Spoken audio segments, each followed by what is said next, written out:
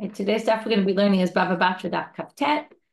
Today's daf is sponsored by Masha and Yisrael Rotman in loving memory of Masha's father, Solomon Maltz, Shlomo Emmanuel ben Yaakov Yitzchak, on his 20th yahrzeit. It was very important to Tav that his daughters receive a good Jewish education, and he respected Torah learning immensely. He would have been very proud that I'm learning daf Yomi.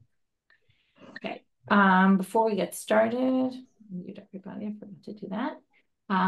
Okay, short announcements that I've been saying every day, but in case you don't listen every day. So number one, Zoom will be tomorrow, and that will be the last day for the next month. We'll start up again on August 28th. And also, I'll be speaking in Chicago on the 31st of July and in Long Island on the 19th of August. If you want details, you can email us. Okay, we are going to get started on the end of Daf Kafchet.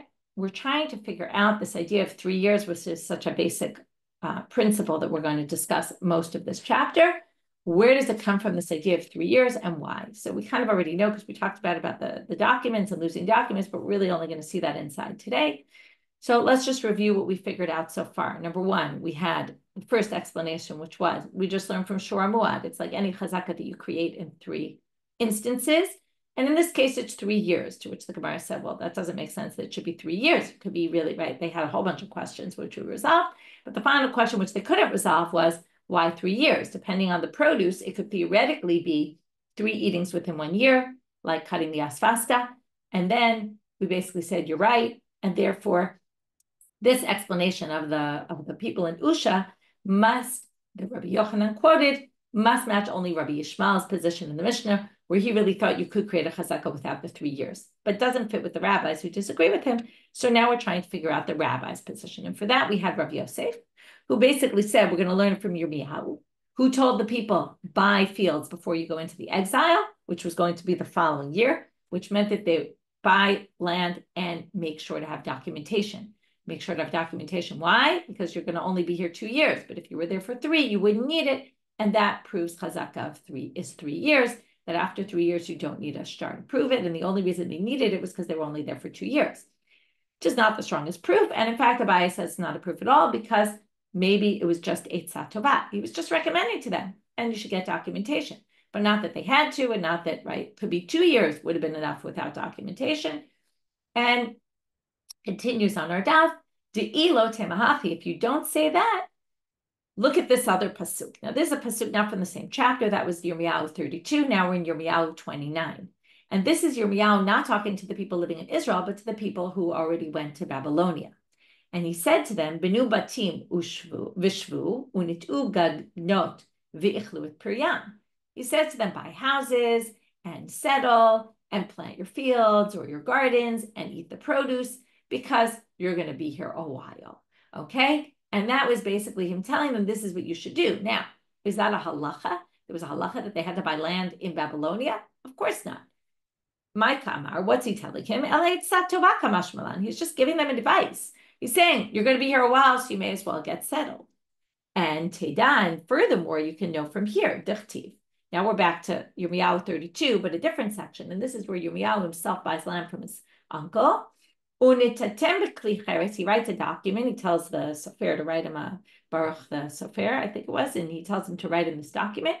And then he says, and put the document, put it in an earthenware vessel, so that it lasts for a very long time. Because the point is, we're going till we come back. It'll be a long time. I want to prove that I own this land. Now, is there some sort of law that you have to keep your documents in an earthenware vessel? Of course not. Ella, right? From here you can infer it's obvious that it was eitzat tova. So there we have our 2 proofs, proving 2 different psukim that prove that Yirmiyahu wasn't necessarily talking halachically. He was just giving them advice, and therefore we reject Rav Yosef. Now we're going to have Rava, and we're going to eventually learn from Rava the real answer. But the issue is going to be that we're going to have a few issues with Rava, and Abaye, every time Rava brings an explanation, is going to reject it. We're going to go through 3 versions of Rava. The third will be the final one. Ella Amar Rava. So Rava says the following. How do we get to 3 years? I want to point out before we move on, but we're not there yet, but we're going to be there soon. On our daf, Rashi dies, basically. It says, if you see, it says, Ad Kampe Rashi, that's all. Okay, until here is Rashi. After that, we come to Elach, Rabbi Shmuel Rabbi Meir, because Rashi died here. And in fact, some versions of the text, you can see I have a footnote. There's a little bet by me. I don't know how it looks in your Gemara, but it takes you to the Hagahot and Tzionim. And there it says in Tfus Pizarro, the Nusach is Kan Beit Rashi Zal. And we have it in a few other places. And Psachim it happens. And basically, Rashi dies in the middle of his commentary. He doesn't finish his commentary on Bava Batra. And that's why, as I mentioned in the beginning of the Masechet, from here on in, we're going to have shorter dapim because the Rashbam was very lengthy, which I find interesting because the Rashbam on Torah, by the way, is very short and Rashi is much longer. And Dafka on the Gemara, the Rashbam is a very long commentary. He's the grandson of Rashi, and he writes much more explanation and more bringing in his own opinion.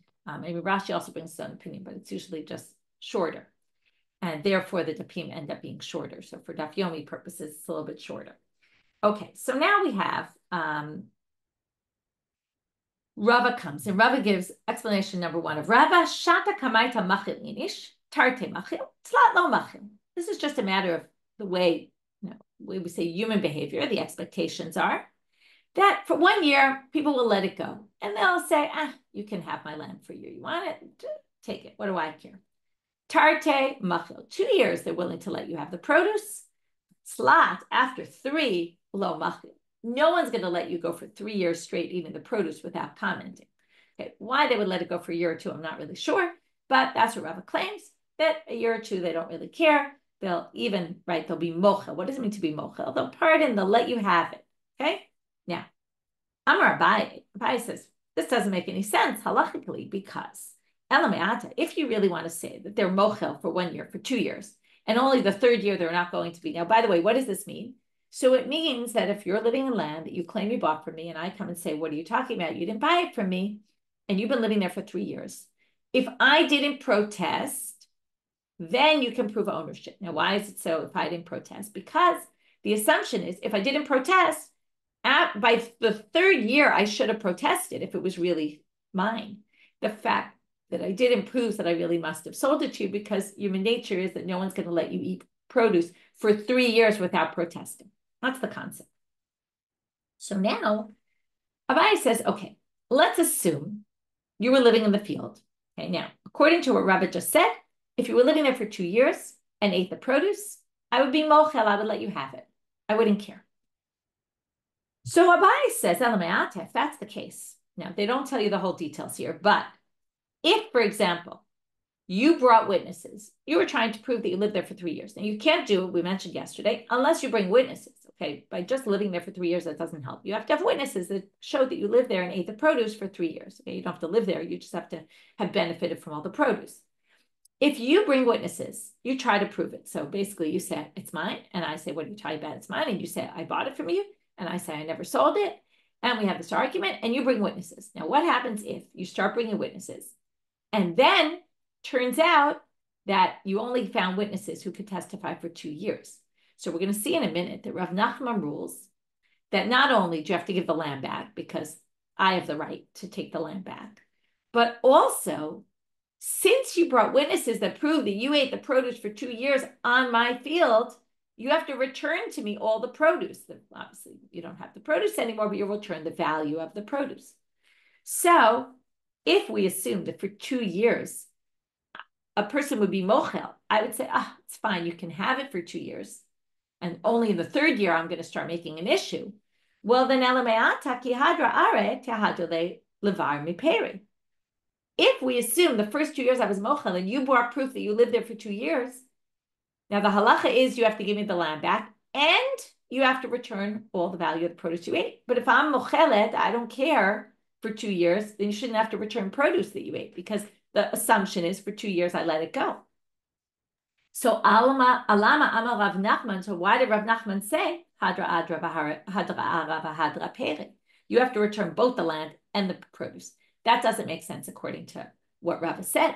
Because if someone is mochel means not only do I not care that you're living there, I'm letting you have my fruits for 2 years. I don't care. So that can't possibly be. Ella amarava, which by the way, it doesn't make so much sense either logically to think that I would let you have produce for 2 years and not care about it. So Ella amarava, fine. I'm going to change my language a little bit, which makes all the difference, although I don't know. If I hadn't seen the suga, I'm not sure I would have assumed this was so different. Shata kamaita lo kapid inish. Tarte lo kapid. Slak kapid. Instead of saying the first 2 years the person is mochel, which is already saying I pardon you and I let you have anything you want, it's that I don't care enough to make an issue of it. Okay, to say I don't care enough to make an issue of it is not the same thing as saying I'm pardoning you and I'm letting you have my produce.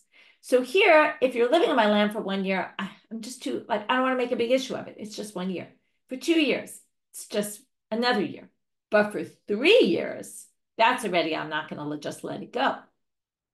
So according to this, you don't have an issue of the pay rate, because if you prove that if we end up after 3 years having an argument, and then you bring witnesses for only 2 of them and you can't prove ownership, at this point, we're already in an argument about it, and it didn't say that I pardon you and let you have all my fruit. It's just, I didn't want to make a big issue of it. But once it's already become an issue, yeah, I want my fruit back. Okay, all the produce that you ate goes back to me. So that makes sense. But Abaye is going to have a separate problem with this. Okay, I see, Terry, that you're writing something about I'll read it more carefully, but that maybe the owner was traveling for a period of time. So we're going to get to that. Okay, I mentioned before that the main reason really has to do with the shtar, but Rabbi Yehuda is going to have this position, we're going to see later on, that has a whole different explanation for the 3 years, and has to do with the issue of traveling and to give you time for people to let you know and for you to get back. And that's a different reason. So good that you thought about it. It's something that's going to come up later. It's not a central reason, but it is a reason that Rabbi Yehuda gives. Okay, next. So now Abaye is going to have a problem with this. If it's all about people and human behavior and what the expectations are about being kapid or not kapid, are you going to make an issue over this, not make an issue, 2 years, yeah, no, 3 years, yes. Well, well, there's people that we know, the house of Beit Eliyash, the sons of Beit Eliyash, the sons of Eliyash. They get really angry when just a person trespasses in their field. Okay, right? You know those people that, God forbid you walk on their grass, you'll get screamed at. Well, according to those people, let's say you wandered into their field, or let's say you ate produce in their field. Now, you would assume if you ate some produce in their field and it was really theirs, they would immediately react. So if you went into one of their fields that they're going to later claim is theirs, or it was theirs originally, and you claim you bought it, and they don't scream at you in the first minute you're there, if it's all about kapid and not kapid and how much people are going to make an issue over something and not, these people make an issue over anything, well, in that case, you're going to say that in a case of people like that, you can create a chazaka immediately. If you were there for 2 minutes and nobody screamed at you, proof that you must be the owner. And if you are going to say that, well, then you're going to have a halacha that is totally not clear cut. It's going to all depend on the person. And then you're going to have to prove each person what kind of level of hakpada do they have, how angry do they get quickly and make issues over things. That's not going to be a halacha that's sustainable. So therefore, this is not a good answer. Now, it's a little bit of a tough knockout, because really this knockout of Abaye could really be true for anything that we're going to say here, because this is all based on human behavior and assumptions we make about what people do, what people don't. In the end, it's going to be all about the shtar. And is there an assumption people keep their documents for only 3 years? What if there's someone who keeps their documents forever? So Abayes can be taken even farther. But I think in the issue of kapid and whether people get angry, and it's just more of a bigger range, possibly. So Ella Amarav. So Rava finally now concludes, and this is what we know already, but we'll see it inside. Shata kamaita mizdar, and we don't know it because the Gemara told us. We know it because I mentioned it, because this is just what's known to everybody knows this. This is the basic answer given. Shata kamaita mizdar inish b'shtari. For 1 year, people are very careful about keeping their documents to prove ownership. Tarte tzlach mizdar. 2 years, 3 years, people are very careful. But tfei lo mizdar. After that, people don't really keep their documents. Now, this could be for various reasons. You got to assume that once you've proven your ownership of the land over 3 years and no one's argued, right, you don't have a need anymore to keep documents, because chances are no one's going to start complaining after 3 years. And this is something that's a little less natoy l'shiurim and everyone different. Because there's an assumption. If no one's complained after 3 years, you don't have to worry about trying to prove something, right? Like often you have to prove yourself for a certain period of time. Once it's proven, you don't really need proof anymore. The assumption is if no one's, again, this is all so long as no one's complained. If someone complains within those 3 years, then you're obviously going to keep your document because you know that one day they might actually bring you to court over it. If you're having this argument about who owns the land, for sure it's going to come, and you're going to keep your document. But if no one argued after 3 years, you don't really have a need to keep your documents anymore, and therefore there's no need. So Abaye has one question with this, not the question of, what if you're someone who keeps it forever, because I guess people really didn't. Anyway, Abaye has a different question, which we'll resolve, and it's an issue we saw yesterday as well. If that's the case, if it's all that I don't really need to keep my documentation because I know that it's clear I'm the owner because you haven't complained, well, what if you complained not in front of me and I didn't even know you complained? So that shouldn't count as a complaint, right? Because again, it's all my expectations of what I know. I didn't know if you protest not in front of me. To which they say, and why do we're going to, as I mentioned yesterday, we're going to see later that even though this is a source of debate, eventually the Gemara concludes that if you protest not in front of me, it's still considered a protest. So why is that? And we saw this as well, because you could say to me, I could say to you, this is part of the question. I could say to you, if you had done it to my face, I would have kept my document, but I didn't know. I didn't know you protested. That's his question, to which the answer is the other side. You could say to me, which actually should be chavra, right? My friend has a friend who has a friend, right? In other words, word gets around. Once I protested in front of, now we'll see, there's a machloket about how many people you have to protest in front of, 2 or 3, but the assumption is once you protested in front of people, word will get around, and there's no way I didn't hear about it. Okay, so again, we'll talk about later. Maybe there are certain cases where you wouldn't hear about it because there's no communication between this area and that. We'll deal with that later, but right now, that shouldn't really be a question here. And with that, we come to our answer as to why we have 3 years. Now, the next section is all dealing with the statement of Rav Huna. We're going to have a bunch of different things about the statement. We're going to have questions on him. We're going to have qualifications, and we're going to have dissenting opinions. So, Amar Rav Huna, shalosh shanim she'amru hu she'achalan ritzufot. You have to have been ratzuf. In other words, 3 years straight. You can't have, I can prove I ate 1 year in 2020, I ate in 2022, and I ate produce in 2024. That's not going to work. You need 20, 21, 22. My kamash malan. So first question is, what's he coming to teach us? Tanina, it says that in the Mishnah. Chizkatan shalosh shanim miyom liyom. What does it mean, miyom liyom? Right? Miyom liyom is like 24/7, 3 straight years, which sounds like complete 3 years in a row. So, no, not necessarily. And again, if it says it in the Mishnah, Rav Huna doesn't need to tell us something explicit in the Mishnah. So the Gemara says, well, ma'u detema miyom liyom la'afuke mekutaot. Maybe miyom liyom means 3 complete years. If you can prove you were there all of 2020, all of 2022, and all of 2024 from January 1st to December 31st, maybe that would be sufficient because 3 years, the miyom liyom is not on the 3, but on the years, right? 3 years that each year is complete. But you might have thought, even if they're skipped a year, kamash malan, therefore he comes to teach you, don't think that. This means 3 years in a row, 3 complete years in a row. So that was question number 1. Now we're moving off the questions. We'll come back to more difficulties with him soon. But now Rav Huna comes and qualifies what he says. Umode Rav Huna ba'atra de movre bage.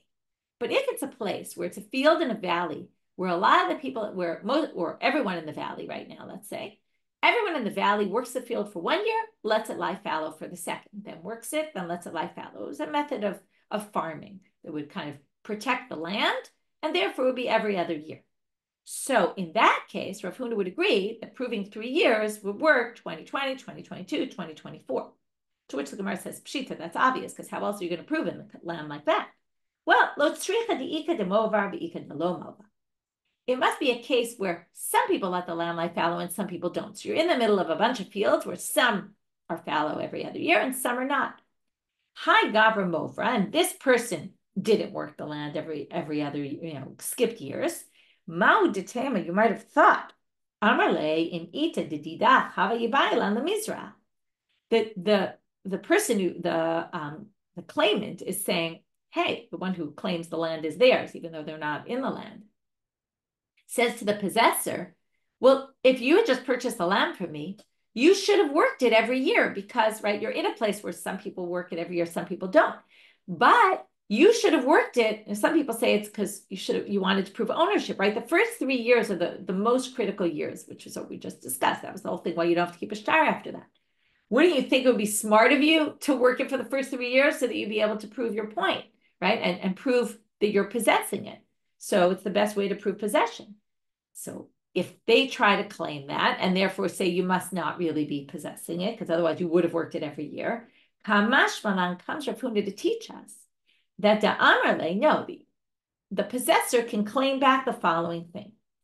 Okay, we're going to have two possibilities of what the person could claim.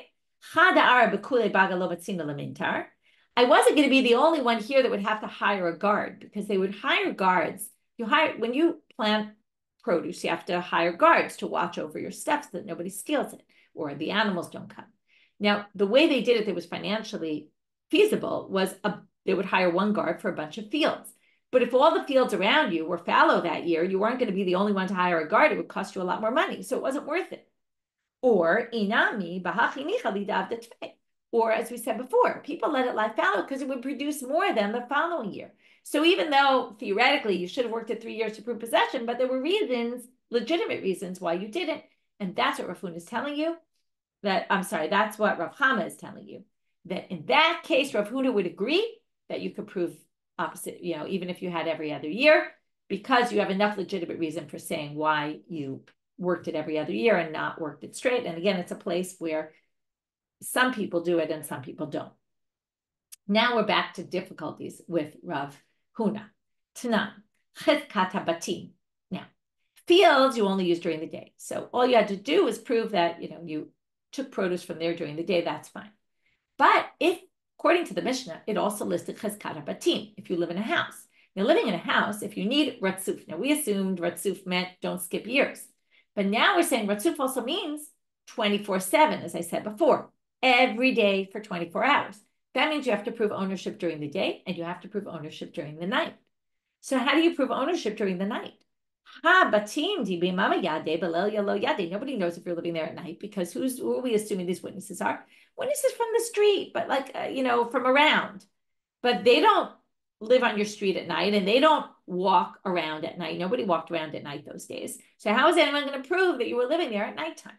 To which the obvious answer, Abaye brings one answer, Rava's going to bring a more complicated one. Abaye says, "Man masida batim." What do you mean? Who testifies about the house? Not people from the street, streets nearby, but shivave, the neighbors. And shivave made the yadim mama uvalelya. Your neighbors, your next door neighbors can see that you're right, even though it was dark, they could tell that people were living there at night. So they would be the ones to basically testify.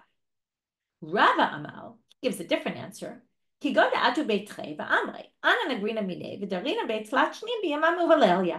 Another way you can prove ownership is by people coming and testifying that we rented it from you. If they rented it from you, that proves you're the owner, and they can testify about themselves, and we live there during the day and at night. To which Rav Yemer says, Rav Yemer says to Rav Ashi about what Rava answered and said, that's a ridiculous answer, because these witnesses would never be accepted in court because they're partial here. Why are they partial? Well, to ilo amrihach, if you don't say that, amrina luhu, you could say to these witnesses, zilu havalu agar beit lahai. What's the situation? You're, let's say, claiming ownership of the house. I say, hey, I'm the original owner. It's my house.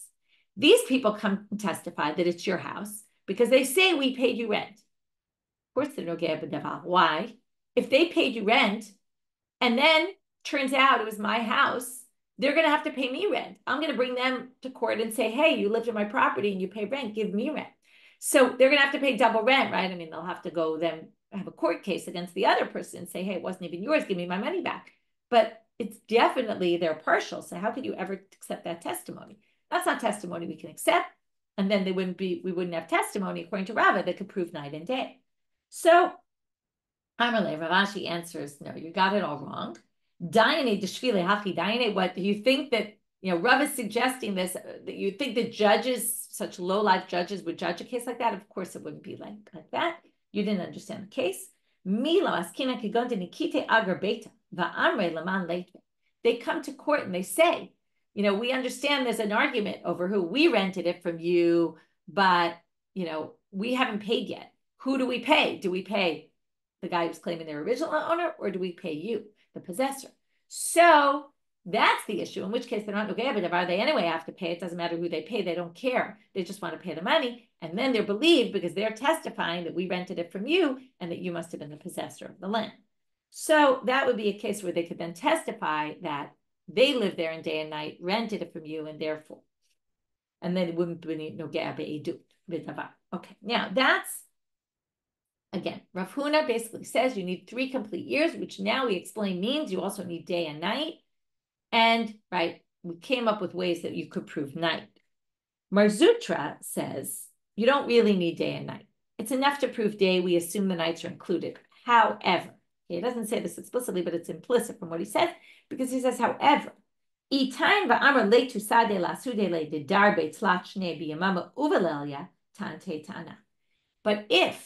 the ma'arer, the person who claims that the land is theirs, even though you're living there, says, you better prove to me, because I don't think you were living there at nighttime. I think you might have been there during the day, but not at night, and that's why I didn't protest. Then they make a good claim, and you're going to have to prove that you live there at night. But if they didn't say anything specific, and they just said, the land is mine, and you said the land is mine, and I've been living there 3 years, you just have to prove day, you don't have to prove night. That's where Zutra disagrees with Rav Huna. Only if I say, but I don't think you were living there at nights, then you would have to prove nighttime. Turning now to Amud Bet. Umodeh Mar Zutra, but Mar Zutra is modeh, and there's a big debate about what exactly who is this referring to, the possessor or the claimant. Berochlin hamachzirim ba'ayarot. Okay, let's go with the claimant, okay, the ma'arer, the one who claims the land is his, even though he's not living there. So let's say that's me. Okay, I say, you've been living in my land for 3 years, get off my land. And then I say, now, if I lived there, if I didn't live in town, I was a rochel. I was always going out of town. Okay, now, what did Mar Zutra say? Mar Zutra said, you only need to prove night if I say you need to prove night. If I don't say it, you don't need to prove it. But comes Mar Zutra and says, if I lived out of town, though, and I had no idea really what was going on there, then even though I didn't say prove to me night, the court can insist that you prove the nighttime, because there's more of a chance, since I wasn't in town, that maybe you weren't really living there full time.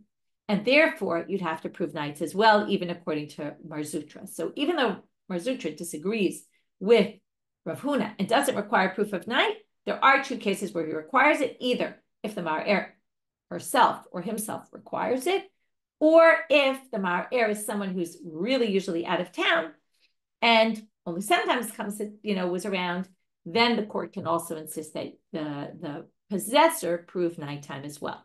Some people explain, I'm not going to explain it this way, but some people explain that the rochlim is specifically the person who was living there. The possessor was a rochel and came in and out, but that's a whole different explanation. We're going to go with this one.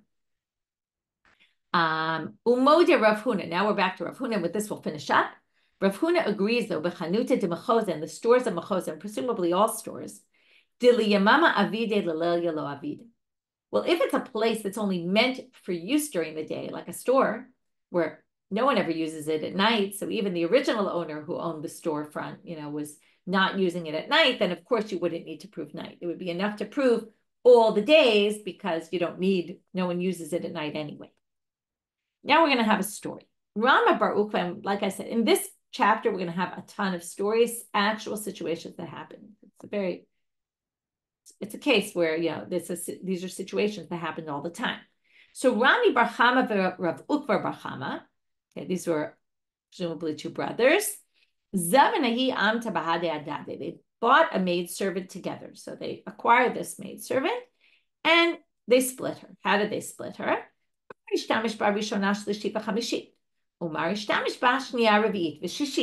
So they used her on every other year.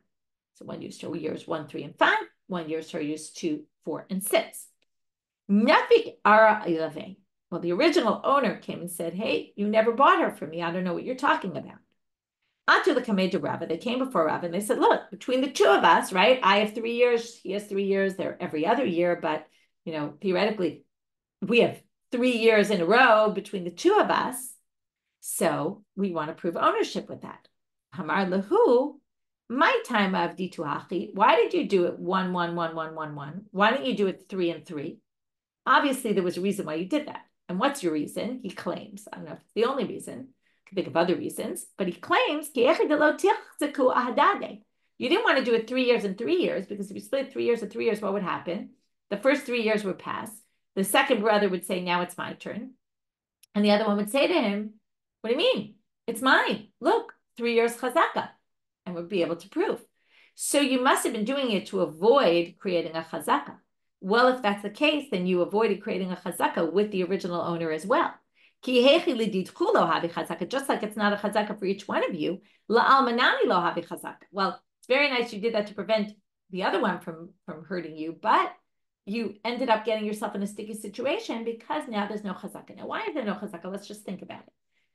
The original owner is supposed to protest, right? Why didn't he protest when he saw these two different people using the slave woman? Because exactly that reason. Each time it was a different person using it. So he didn't realize they were connected, right? Whether he didn't realize they were brothers, doesn't matter. They were brothers. They have their own property. So he saw this one using it. He saw that one using it. He said, I don't need a protest. No one's using it for 3 years in a row. So it's not like anyone's going to claim ownership. So therefore, because it looked like it was owned by that it was just people using the slave, he didn't think there was a need to protest, so he didn't protest. And because he didn't protest for that reason, that means you can't create a chazaka, because he only didn't protest because he didn't realize that it was the same person, so to speak. It was the same group of people that were in partnership with this, using it for 3 years in a row. Therefore, the Gemara says, though, that's only if they didn't write up a partnership agreement. But if they wrote up a partnership agreement about this maidservant, once a document's written saying we're partners in the slave, word would get around. Those kind of things word got around about. And then the original owner would know that it was really one joint ownership, and then should have protested. And then they could create a chazaka if the owner never protested. But if they didn't have any sort of agreement written down, that person would have no way of knowing that they bought it. Again, they claim they bought it from the person, so then they should have known. But again, that person claims there was no sale. It's a matter of what the truth is. We don't really know. Was there a sale? Was there no sale? And therefore, we're going to have this, they're not going to be able to create a chazaka. Amar Rava. Achla kula chutz lebeit rova. Okay, we had a case. Now we're going back to law, and then we'll end with a case. Rava says, if you consume the produce of a field, other than chutz mi beit rova, other than an area that's kind of small where you could plant a quarter kav of seeds. Okay, kav is not, it's a volume measurement, it's not huge. So X amount of seeds you can plant in this area. So you didn't plant at all in that area. Well, but you planted the rest of the field and ate produce from it, whether you planted it or not. The point is whether you took the produce from that field on that year, but not from that corner. So you acquire the whole field minus that part because you didn't plant in it or you didn't take the produce in it. So obviously you're not the owner of that. But Rav Huna b'reid Rabbi Yehoshua v'lo maran ela debar zri'ah. We're only talking about if it was land that could have been planted. If it wasn't suitable for planting, then alav bar zri'ah, if you couldn't plant that land, kanele agav ar. Then we just assume the reason you didn't use that piece of the land was because it wasn't suitable for planting, and therefore you did acquire the entire field. But matkifla Rav Bivi bar Abaye. Rav Bivi says, what are you talking about? Can't be if it wasn't suitable for planting, you don't acquire it because elameatat sunma b'meyikneh. How are you going to acquire land, or prove ownership of a land that's rocky, that you can't plant at all? Well, there's obviously a way to prove. What would you do? You're going to put animals there, or put out let your animals wander there, or put out your fruits to dry. In other words, land that's not suitable for planting has many other uses. So, hachanami, likewise in this case, if you really were acquiring the entire piece of land, The assumption is people use the land to the fullest, and you'll find some use for that. You should have put your animals there, or inami mishtcha baperi. And the fact that you didn't plant it at all proves that you must not have been the owner. So we have this debate about, well, what we do with Rav Huna Rav Yehoshua says, no, if you planted the rest of it but didn't plant that corner, then it must be that you really didn't acquire it. But Rav Bivi says, no, that's not true. You would have used it for something else, and therefore you don't acquire it either which way. Now we have a case again. Somebody said to his friend, right, you're living in a house. Someone knocks on the door one day and says, my beit beit, what are you doing in my house? Okay, what are you doing here? This is my house. Get out of my house. Amarle, so you say to the person at the door, in other words, this was an actual situation, but I'm defining it as if it's you. And you say, what do you mean? I bought it from you, and I've been eating here for 3 years, meaning I've been benefiting from the house for 3 years. Amarle, now what's my excuse? Why didn't I protest for 3 years? Well, because I lived in the Shchune Gavai. Two majorly different interpretations of what this means. I'll give you both of them this time. So one is, the Rashbam says, I claim I was living in the inner house, and I basically walked through your house every day. So I didn't need to protest because you were you were living in my house, and I've been walking through it all the time, which was basically saying, I'm the owner, and I knew you were living there. I didn't need to protest because you were living with me under the same roof. Okay, and now I just show up one day and I say, get out of my house. And you say, what do you mean? And I say, well, it's my house. And I decided I'm kicking you out. And you say, what are you talking about? And I'm like, well, you didn't protest. And I said, well, that's because you were living under my roof and I was there the whole time. It's a bit strange to say that was the case, but that's what he says. The second interpretation is to say that this is a good interpretation because gavai usually means inside. It's the opposite of bar, which means outside. But for some reason, the Rach and the Rama, and then the Ramban and the Rashba go according to this and say, what he meant was, when I came to the door and said, get out of my house, why haven't I showed up 3 years? Because, and this is what you mentioned, Terry, earlier, which is, I was living far away. I didn't know you were in my house. I just came back to town now. I haven't been here in 3 years. I had no idea you were living in my house. And that's why I didn't protest. So now the question is, who is the burden of proof? Okay? So let's see what the Gemara says. So now, again, according to the Rashbam, who would have to prove that the person was or wasn't living in the house, right? And that's just not true what they claim. Or who would have to prove that if the person, right, does the person living in the house need to prove that the person did show up within 3 years and was in town and didn't complain, okay? So now the question is, on who is the burden of proof? So Ata the Kamei to Rav Nachman, that came before Rav Nachman, Amar Lei, Zil bror achilatach. Rav Nachman says to the possessor, go prove that what you ate was legitimate. Meaning, if you lived in the house and this person claims you had no right to live in the house, right? They didn't know, they couldn't protest, go prove it. So again, either go prove that the person was not living in your house all those years, like he claims, or go prove that they were far away and they came, but they did come back. Okay, if you can't prove that they were back at some point, then they have a good legitimate excuse. They weren't there and they had no idea, and now they're protesting. Amarle Rava, Hachidina? Rava says, what are you talking about? Hamotzi alav haraya. What happened to our big principle we've used all through Bava Metzia and really all through Shas, which is the burden of proof lies on the one who's trying to take something away from someone. Now, who's the machzik? The machzik is the possessor. They're living in the house right now. If you want to kick them out of the house, the burden of proof is on you.